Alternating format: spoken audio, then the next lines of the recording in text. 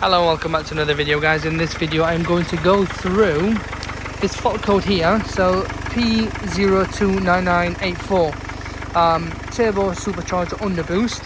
So that means your turbo is not functioning correctly.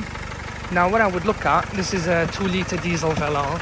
It'll be the same on the Evoque and some of their other Range Rover products. What I would say is check your turbo, obviously.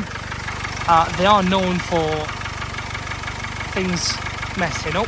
So I'll start off. The things that I would check if I was getting that fault code would be this pipe in here, which is common for it. They clog up, so take it out, give it a good clean.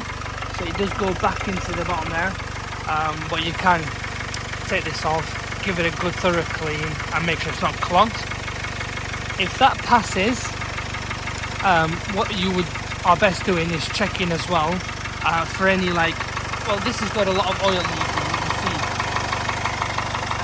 see, but check for any like there's pipes, any cuts in there. Really, if they're all right, then the next thing would be your turbo and the actuator. They are sold together. It's very rare you can buy them separate. If you do, then happy days, make sure you buy the same code. But it is well known for them as well, like the turbo failure and the actuator. But mainly just depends. I mean, if you eliminate this, and that's fine, pop it back on, I guess. But this is another common issue in them.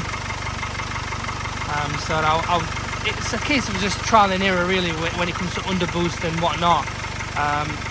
The recommendation would be to do a smoke test, I guess. Make sure there is no leaks. If there's no leaks, then obviously you move on to here, this, and the last option would be your turbo and the turbo actuator, which is not cheap. You're talking a good few hundred or even grand or so.